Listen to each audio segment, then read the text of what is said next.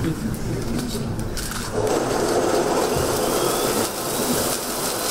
least with Rosemary and I, this panel is well constituted. I think we can meet the 2/3 gender rule. Thank you. I think I want to join the other panelists by congratulating the CBS, the KNBS, just for achieving this significant milestone. I think for me, it's been a long journey, as the DG indicated, from my previous life into my current life. So it's great to see the flowers bloom. It's actually a flower blooming today, and I can see Professor Lyon nodding because he knows what this means. We started this journey, I think, in 2012 at the onset of devolution. And like Johan indicated, we tried to use all sorts of sophisticated statistical approaches to estimate county GDP.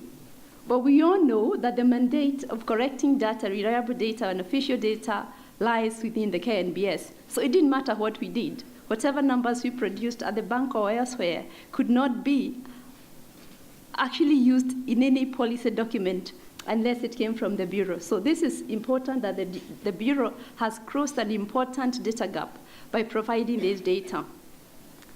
And this data is significant in several ways. And I think for the first time, we know that Nairobi does not contribute 60% of GDP, as has been alluded everywhere. I think everyone who stood up said Nairobi contributes 60% of GDP. Now we know that it is not true.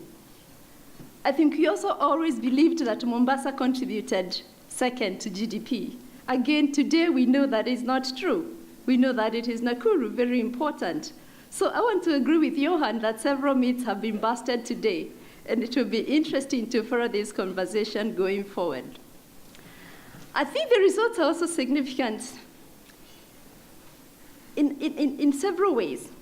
I think for the first time now we will see the comparative advantages of the different economic blocks that have been formed by counties. So it will be important to see where counties need to go depending on their point of interest. But let me turn to why it's significant for the Commission. I think Rosemary has alluded to the fact that we are now in the tail end of finalizing the third formula that will be used to share revenues among the 47 county governments for the next 5 years.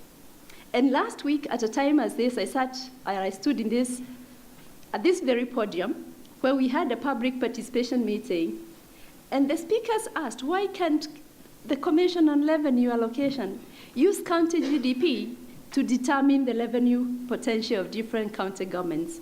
And at that time, we told them we don't have the official data. Once we have it, then we'll use it.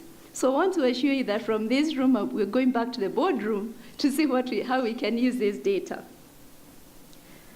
This is data we've been waiting for a long time.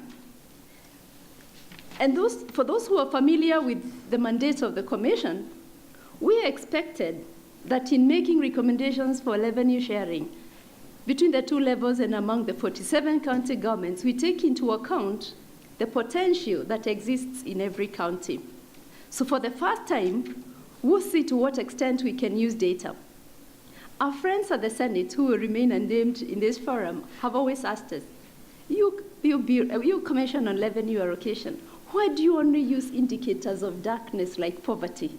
Can't you use more positive indicators like contribution to GDP?